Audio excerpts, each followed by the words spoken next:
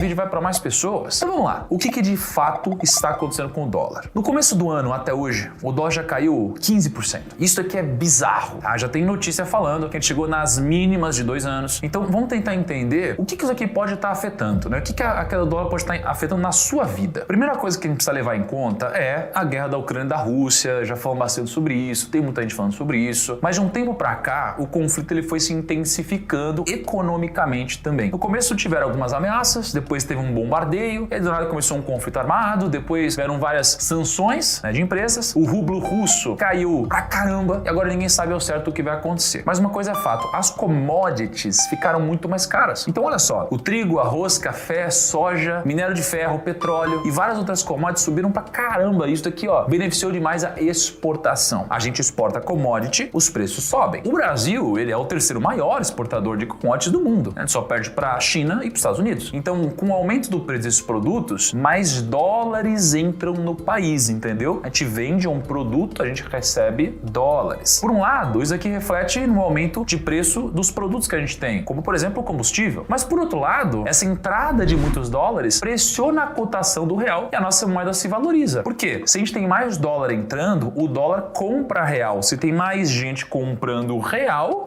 se valoriza. Se o real se valoriza, o dólar desvaloriza. Então eu poderia ficar aqui explicando sobre esse conflito da Rússia, Ucrânia, etc. Mas o intuito do vídeo é fato do dólar. Então se você quer entender melhor no que isso pode te afetar, eu vou deixar o card com outro vídeo bem mais explicado sobre a guerra aqui. Segunda coisa que a gente precisa ficar atento é a taxa de juros. Primos, olha o meu raciocínio, tá? Quando um país aumenta a taxa de juros, fica mais atrativo para investidores de outros países investirem na renda fixa aqui. Isso acontece porque antes um investidor estrangeiro, ele ia investir, ele conseguiu uma taxa de 2% ao ano aqui no Brasil. Agora, ele consegue uma taxa de 11,75%. Estão falando de chegar em quase 13%. Então, se fica mais atrativo investir aqui, vai começar a entrar cada vez mais dólar. E quando a gente usa a lei da oferta e da demanda, quanto mais dólares a gente tem, menor o valor dele. E é exatamente isso que está acontecendo no Brasil. A taxa de juros, ela subiu pra caramba. Isso atraiu vários investidores para investir aqui e está ajudando o preço do dólar a cair. Sem falar que a nossa bolsa estava com um PL absurdamente baixo. Então, vários investidores começaram a investir na nossa bolsa. Isso ajuda bastante o real a se valorizar. Então, por exemplo, só em 2022 entraram mais de 15 bilhões de dólares na B3. Isso aqui é muito dinheiro. O terceiro ponto é entender se é realmente o dólar que está caindo ou é o real que está subindo, né? Porque olha que interessante. Eu sempre reflito quando a gente fala sobre o ouro. Será que o ouro está se valorizando ou são todas as outras moedas que estão se desvalorizando e o ouro que está crescendo? Então, tem um índice muito bacana chamado índice do Big Mac, tá? É muito legal isso, porque ele basicamente compara quanto um Big Mac custa nos Estados Unidos e quanto custa num outro país. Aí a gente pode analisar melhor o poder de compra de cada um. Então, olha que interessante, ó. Um Big Mac, ele custa nos Estados Unidos mais ou menos 5,81 dólares. Aqui no Brasil, o Big Mac custa R$ 22,90. Se a gente dividir esses valores, a gente chega a uma taxa de câmbio correta de 3,94. Só que o dólar está em 4,75 depois de ter caído. Ele ainda está bem alto para o seu preço justo. Agora, olha que bizarro. Em 2022, o dólar, ele se valorizou contra o euro, ele se valorizou contra a libra, ele se valorizou contra o peso argentino, ele se valorizou contra o franco suíço, mas ele se desvalorizou contra o real. É claro que a gente, ao usar o índice do Big Mac e fazer essas comparações,